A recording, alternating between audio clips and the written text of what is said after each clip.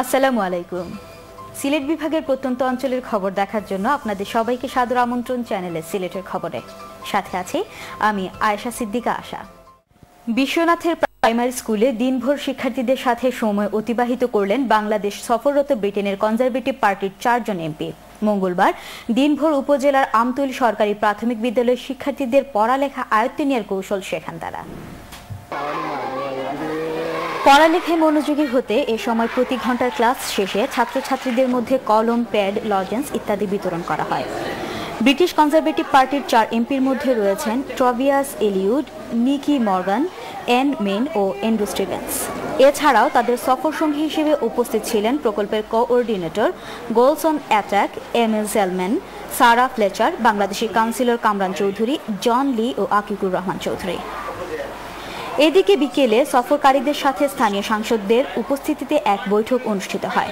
এ সময় মায়া প্রকল্পের প্রতিনিধি দলের পক্ষে বক্তব্য রাখেন ব্রিটেনের এমপি ট্রভিয়াস এলিউড।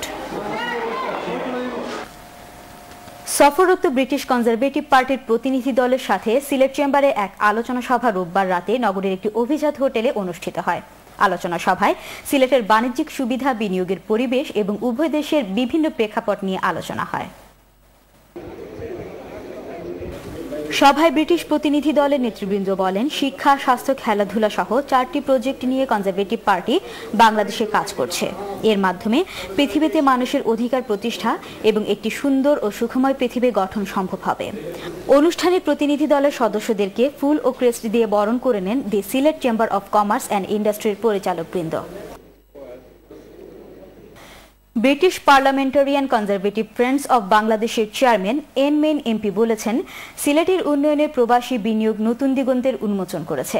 প্রবাসীদের বিনিয়োগে সিলেট নগরীর পাঠানটুলায় আন্তর্জাতিক মানের 5 স্টার হোটেল এক্সেলসিওরের ভিত্তিপ্রস্তর স্থাপন অনুষ্ঠানে প্রধান অতিথির বক্তব্যে তিনি এসব কথা বলেন।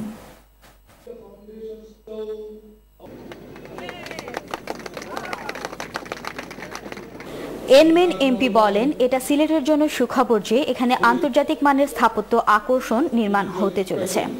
প্রবাসীদের এই প্রচেষ্টা অর্থনৈতিক উন্নয়নে মাইলফলক হিসেবে কাজ করবে।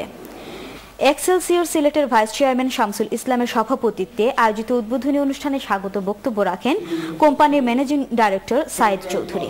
অনুষ্ঠান পরিচালনা করেন কোম্পানির deputy managing director Rakib Ali. I believe, although it depends on how we are to market this project. Now, there will be a lot of Bangladeshis here in Bangladesh, in Sylhet, who will be keen to invest.